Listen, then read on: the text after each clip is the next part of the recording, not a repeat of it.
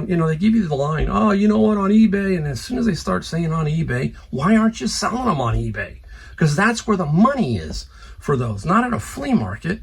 Yeah, it's going to take you forever to sell them in a flea market. That's what I'm thinking. I'm thinking if I had this is a gold mine of thousands of dollars sitting on the ground at a flea market. And guess what? He's probably afraid to sell them on eBay, doesn't know how to sell them on eBay, and he's passing up big money.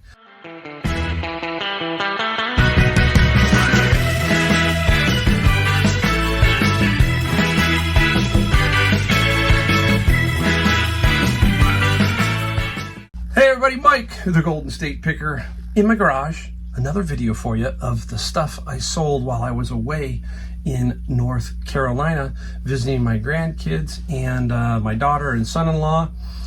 You know, if you've watched a few videos, if you haven't, we purchased a second home in North Carolina. I'm going to keep this California home.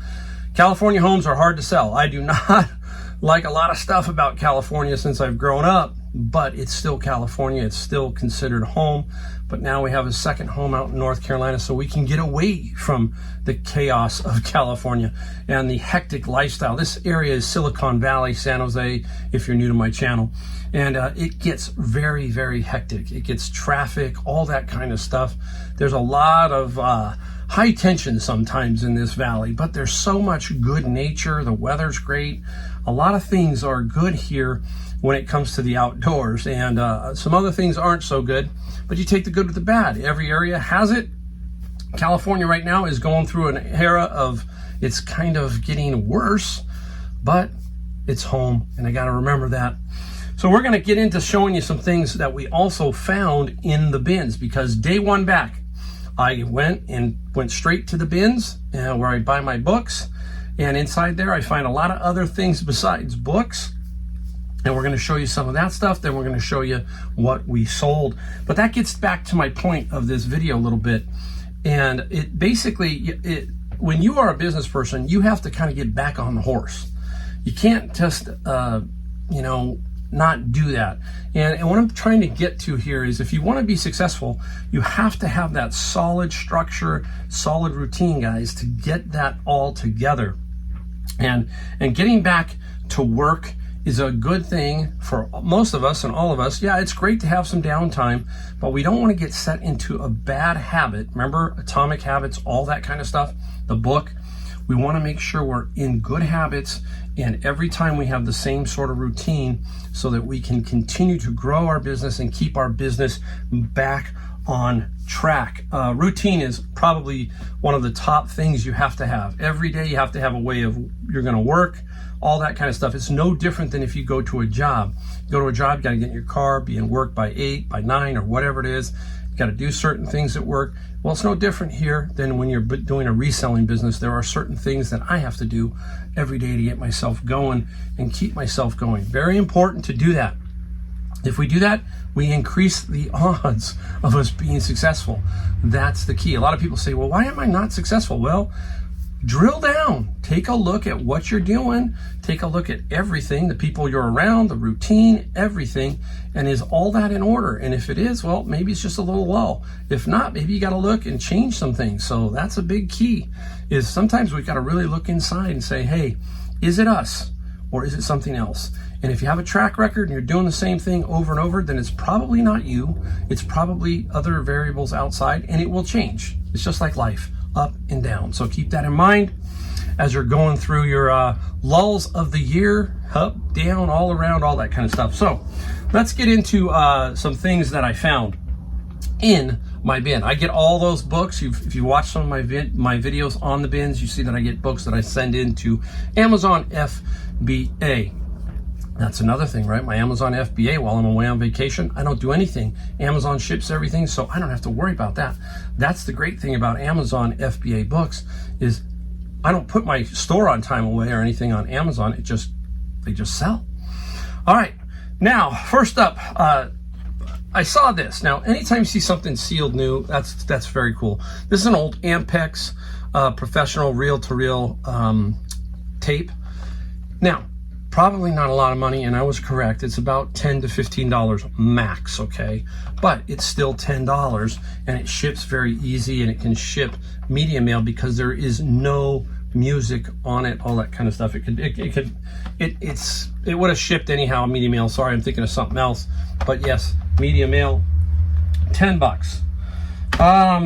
Let's take a look at, oh, here's some more stuff. Look at this. This is all, I got all these. These are 45s that were inside there. But there's a couple of cool ones. One is, remember the song, The Purple People Eater by Sheb Woolley? That's a cool one. And then another one is, All I Have to Do Is Dream, the great Everly Brothers, right? And then there's some other ones from Value Hit Parades. But look at the price on some. You would have paid 49 cents for this 45 back in the day. I don't know how old that one is, but 49 cents, wow. We all know that everything over our life is basically, the prices have gone up. But I will add these to my personal collection. I have over 1,200 45 RPM, so I will put those in. And if you've watched my channel, you know that media is something that I like to collect. Got another 150 albums back here, and those are going to be held on to until I can settle down a little bit more, maybe in North Carolina. I might move that whole collection out to there and work on that out there and sell a lot of that out there. No idea yet, but I'm going to figure it all out. And if I do, I will drive that back. I'm planning on taking a couple of trips where we drive from here to there and back so we can see the country. That's the other thing why we have an East Coast, West Coast setup, is hopefully we can then travel the United States. Greatest country on earth, period. End of story, okay? A lot of great history here, and I can't wait to see a lot of it as we travel across the country going back there. Up next, old software or older software, sealed new. This one is sealed new. This is the Railroad Simulator, PC, DVD, and it's Windows. And basically, there's a couple of comps of 25 to 30 pre-owned. I think I'm going to get close to 50 on this, and that came out of the bin of books. So we've got 10 on the Ampex, let's call it 50. There's $60. Now, oh, wait a second. Yeah, that's another one. I didn't see that one there. Nice. Now, look for unique books. I got a couple of these. I'm going to show you one of these and why I kept it. This is the Alaska Earthquake, March 27, 1964, Investigations and Reconstruction. And it's by the Geological Survey professional paper. So anyhow, you try to look it up and see what you can find on it. And it's in good shape. This is $25, okay? There are a lot of people who are in the field of earthquakes, seismology, all that kind of stuff, who want to get this and collect it, keep it on theirs. It's no different than me with media. Somebody might be collecting these. And the Alaska earthquake was a big one back in '64, right? I remember that. It caused a tsunami, I think. But very cool stuff. I got a couple that I kept. Some I checked and they weren't much value, but a couple other ones I did. So that all adds up. Now, I'm going to show you one cool one that's not even a book in a second. This one here is a book. Now, this is Photographs, Harry Callahan. Now, when I was younger, I wanted to be a photographer, basically a photojournalist. That was what I wanted to be. And I loved photography, and I still do. And I still dabble in it, okay? But anyhow, this is Harry Callahan, so I knew who he was, okay? And there's the book in a slipcase. And he's just a unique individual. He's gotten many, many awards, and it's pretty much black and white. His life changed, he said, some street photography. His life changed when he met Ansel Adams in, I think, 1941, he said. Now, I have a thing. I met Ansel Adams when I was at college, and I didn't graduate, but because I went on to something different. It just ended up not being. I wanted to do photography, and then I turned into landscape photography. Long story. But I did get to meet Ansel Adams at his birthday. One of the professors of our school set up a meeting with him at his house in Carmel, and I got to actually go into Ansel Adams' house and met him and his wife, and it was like for me, that was a big thing, and it was so cool. And he was very inviting, just an interesting story in my life.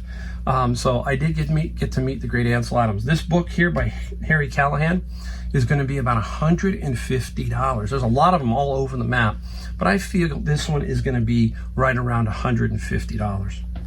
Now, this, people will dump books, they'll dump everything sometimes, and it just happened to be this was in there. Look at this. Texas Instruments home computer. Sweet, right? It's all in there. I'm gonna try and open it and try and give you at least a glance of that it's all there. The computer's there. But there it is, a bunch of books and some stuff like that. So it's not, hey, if it's sealed, there are some that are still out there that are sealed. But this one here, about 100. So it's the cost of one bin for this. The Harry Callahan, 150. We got the Train, 150. There's 300. And then some other stuff. So here's 300, and I only got 2 bins.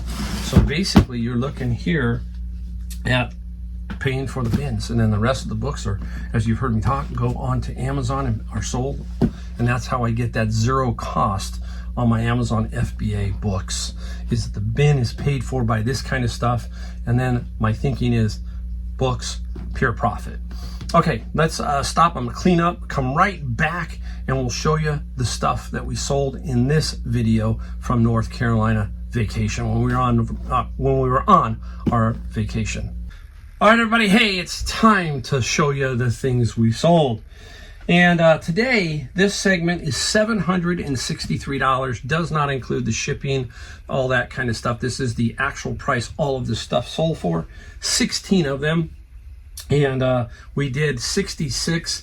And since then, we've sold a few more since we've been back, but 66 while we were away. And now it's time to show you what they are. First off, you can sell Halloween during Christmas.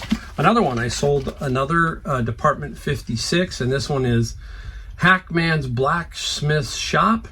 And nice little find. I got this at Savers, a bunch of them, and they were about 10 bucks on average for all of them, for each. Not all of them, but each were about average $10. And the Department 56 sold for $33 plus $20 shipping. Now, you hear that little rattle? Okay, so what we got to do is take it out and then tighten it up in there. So I will tighten that up, so because otherwise whatever is in there rattling, that is going to be an issue. So I already know I got to do that. Let's put that back there, hopefully nothing falls over. Let's get right into this one now. It's not a Stetson, okay? And this is a Stetson box, but definitely not a Stetson hat. And it is a very nice hat, okay? Nice cowboy hat. It is by Diego's, and I'm going to give you a little pointer here. This is Diego's hats. I don't know where they're exactly at. 7 1/8 hat size, so I think that's pretty big. I don't know. I don't want to put it on my head, but I'm going to give you what you're looking for here. See all this in here? These X's. The higher the number. Now, I don't know what it means. It's the quality of the wool on the hat. So 30X is pretty good. You might see 5. You see all kinds of numbers. So generally speaking, the higher these X's, the more valuable. But this still is not that great a hat. It had hung around for quite some time. And I finally decided it's got to go. And the hat, I got to find out where the hat sold for $50 plus $25 shipping. I don't think I showed, I don't know if I showed the photo of the box. I don't think I did, but it will ship inside this box, inside another box, to keep the hat nice. So a Stetson hat. Next up, out of my friend's locker, Addams Family. That was a great series, right? The black and white one. And this is the Addams Family reunion game. And we got this out of my friend's locker. We paid what? $2,800. He was getting out of the business. Storage locker I paid for $2,800. We are now over $10,000 in sales off that initial investment of $2,800. And the Addams Family sold for $48 plus $18 shipping. So that is cool. And we're going to stay right over here because I don't want to forget them. And if you watched the video just in the past, you saw me sell these, and I sold 2 of them and this is a repeat buyer. You like repeat buyers. And these are, best I can do is show you one, and then I'll show you the other one. This is an F18. These are wooden little models that maybe sit on a shelf or on a desk or something. This is an F18, and this one is a P38 Lightning. And got these at Goodwill, and it turned out to not be the greatest buy. We've got to tell you, if we don't make a great buy, we move them along, and they just didn't sell that well.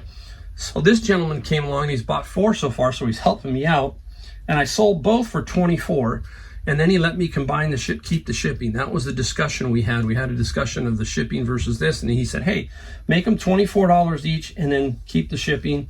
It's $32 for the shipping.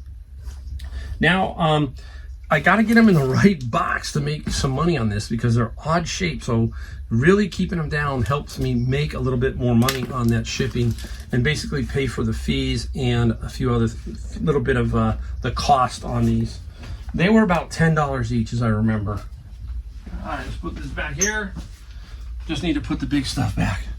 Where are we going next? Let's see. We are going over to a unique little item. Would you buy this? There it is. You're looking at it. What in the world is it? And me too. I remember I got this at my Honey Hole thrift store. Paid no more than I think $3 or something like that. And it is by Thermacon, okay? And it's some kind of IP, what is it? I think it's called an IP repeater 50. I'm trying to find it. It's an IP receiver of some sort. So these parts, you just don't find these anymore. But this one here ended up selling for $50 plus $13 shipping. And I paid no more than $3 or $4 for this, but it sat around. I knew eventually it would sell because, hey, they don't make them anymore. Something goes bad, somebody needs it. There you go, right? That's how we work. That's general 101 reselling, right? We're trying to help other people out who have a problem. And this is a classic example right there. Now, I didn't know what this was at first. I was like, what the heck? I don't know if I can get it open now, if I haven't been around for a while, but there it goes. What is it? It is an additional monitor for the side of like a laptop. So it goes on the side and you can have the laptop and then 2 more monitors, one on the left, one on the right. It's an additional little pixel monitor. Look how thin it is, okay? That's what this is for. And the mobile pixel sells for $50, sold for $50, plus $17 shipping. So nice little find. That was a Honey Hole thrift store pickup. And I remember I bought, oh, there goes a golf club. I remember I bought it in a lot. It wasn't too much. So it worked out to about like $5 or something. Been a book, so let's go right back to it. This is VizEd. I just sold the French one that I found. There were 2, a French and a Spanish. These are vocabulary cards. And I kept both of them because they were like brand new. Don't sell for a lot, but they will sell. And the flashcard sold for $10 plus $6, and that's medium mail shipping because the one I shipped out last night was definitely medium mail. Now we're looking for first editions, that kind of stuff. Some of them will sell for good money and some will not. And there are I'm trying to look at this one here. This is 1947. So this is a 1947 John Steinbeck, The Wayward Bus, okay? And in good condition. But this Steinbeck one, it didn't sell for a big money. It got $24 plus $6. Certain ones, again, it all plays the condition. And I'll show you something else. Clipped corner here, that plays on it. Just all these little factors will make your book more valuable or not. You've got to, if you check all the boxes, you're going to make money. If you don't check all the boxes, you're going to make a little money, but still, you know, basically a $25 bill right there. Where are we going now? It's got Wayward Son. We're going, just look, this one was a Savers find, I think. I'm drawing a blank. Yeah, Savers. And their vacuums like this, they mark these like $10. Now, remember what I told you? I don't have the charger, but I was lucky. I had some charging power left in it. And the Dyson, it sold for $100. That's what I think I was asking, $100. And $22 shipping. I get so many lowballs. This was lowball central while I was on vacation. This particular item, $50, $60. And I just have to be patient. It will sell. These are expensive, brand new. And this sold for $100 plus $22 shipping. Sometimes, guys, you just have to ignore it. Again, what do people say? They say, well, why don't you just not put best offer. Well, guess what they're going to do? They're just going to send you a message. So you're going to have to deal with it that way. And that's even more difficult. Whereas at least with the best offer, if you can cut a deal and it's a fair deal, it's done. You don't have to sit there, let me go in and change it and, all that other kind of stuff. So I put best offer on every one of my items. Now, I'm not going to necessarily take a best offer of $5 on a $10 item. I'm just going to ignore that kind of stuff. And some items, I'm not going to take anything, but I just default to that best offer situation. Sometimes I can click it off, but then guess what? You go back in to do listings and you forget to click the best offer back on, and the next 20 are no best offer. So I just leave it on there and deal with the consequences and all that stuff. That's what you have to do. You can't worry about people. If people are going to do the low ball, it does frustrate you and you can talk about it. Good to get that out. If you sit there and hold that kind of stuff in, it's going to drive you bonkers. This is why I do YouTube channel like this. I can let it out a little bit and I can say, hey, this frustrates me. Does it frustrate you? That's it. That's why we do it. I'm not sitting here going, I should just get out of the business. No, it's just a frustrating thing we deal with. And I want you to know that I'm dealing with it. All right. How many of you know what this is? Just going to show you. Okay, it's obviously a fire hydrant. But who is it? And what is it? It's Core and Main. They are a fire hydrant maker. Okay? And it says 2021. I've sold a few of these, believe it or not. Different colors. This one is a green one. And I got this for $7 at a Goodwill. And the company, I guess, puts these out. This is a cookie jar. And they're kind of collectible, obviously. Somebody will want them. This one sold for $52 plus $20 shipping. Some can go for higher money. So keep your eye out when you see this Core and Main. And it's a fire hydrant company. There you go. Nice, right? Now, Friend's Locker. He had a bunch of these. Monster High, and I've sold quite a few. And this is Operetta, Daughter of the Phantom of the Opera. And Operetta sold for $40 plus $13. So really cool. I've got a lot. I still got a few more left, basically, but I've sold quite a few. So Monster High. There was a guy at the flea market. He must have had. This is another thing. Think about this. So the guy's at the flea market, and he's got he must have had 400 or 500, it seemed like. Monster High, individual, some packaged ones. And I get it. You want to make money. But I was asking about, what they wanted for some of these. And they're going, they give you the line, on eBay. And as soon as they start saying on eBay, why aren't you selling them on eBay? Because that's where the money is for those, not at a flea market. Yeah, it's going to take you forever to sell them in a flea market. That's what I'm thinking. I'm thinking if I had this is a gold mine of thousands of dollars sitting on the ground at a flea market.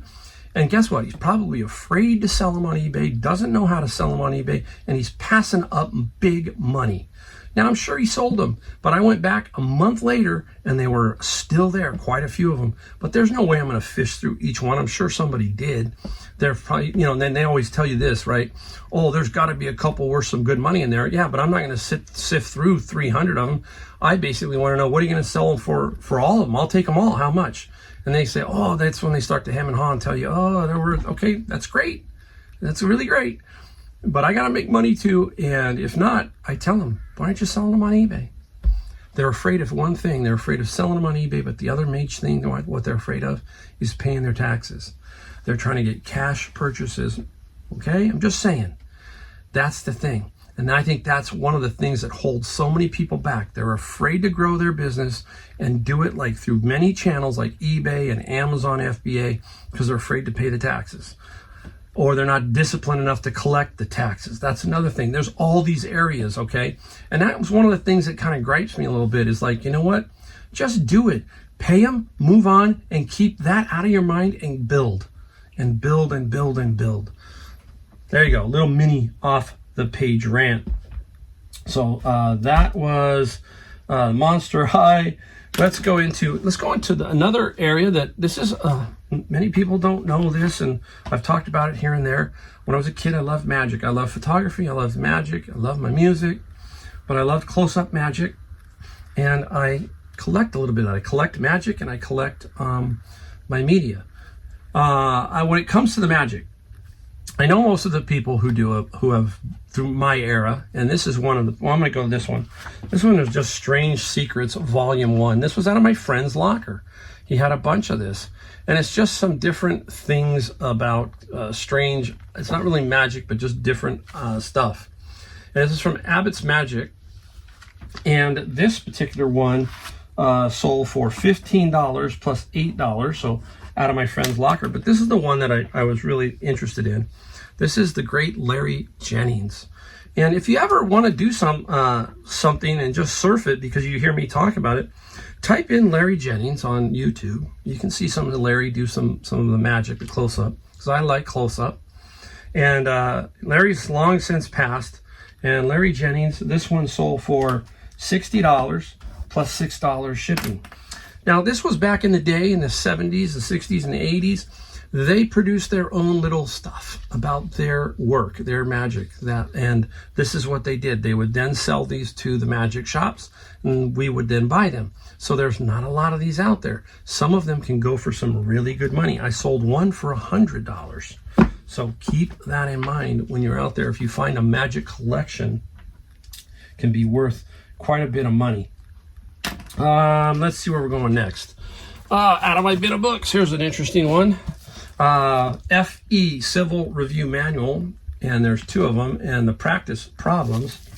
And this 2-volume set sold for $45 plus $11 shipping. Over and over, right, guys? You hear me talk about it. This is the kind of stuff that we find in there. We can't sell on eBay, Amazon, because I'm blocked. Therefore, put it together, sell it on eBay. So $50, half of a bin. Here we go with this. Talk about Bibles. This is got a name on it even, Jamie Villarreal.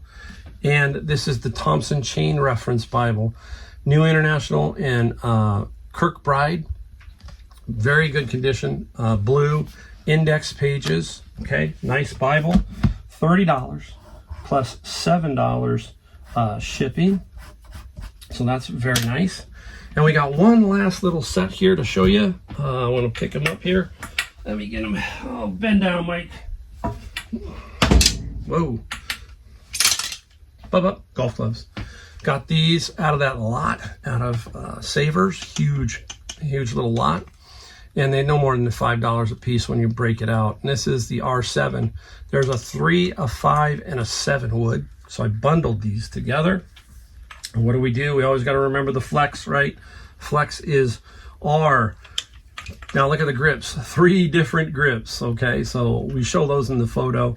This is probably going to have to be re-gripped, and you put that in the ad that they will probably need to be re-gripped. And kind of way I do it is this. I write, you may need to re-grip these clubs to fit the style or of your game. Everybody is different. Our hands feel things differently. No different than that with these. If you put your hand on each of these grips, they all feel different. So I have a certain grip that I always play. There are hundreds of grips out there, so that's why I put that in there, to match your game. You may want to change them. So you put that in the ad to kind of cover yourself when it comes to the grip. The set sold for $108 plus $22 shipping. Nice little find. Nice.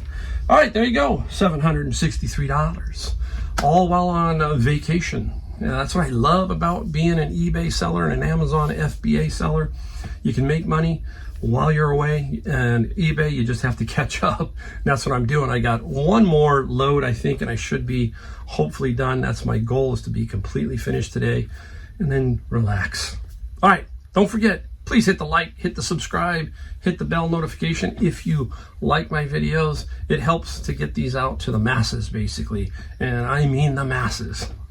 All right, guys. Anyhow, many thanks, and I will see you in my next video.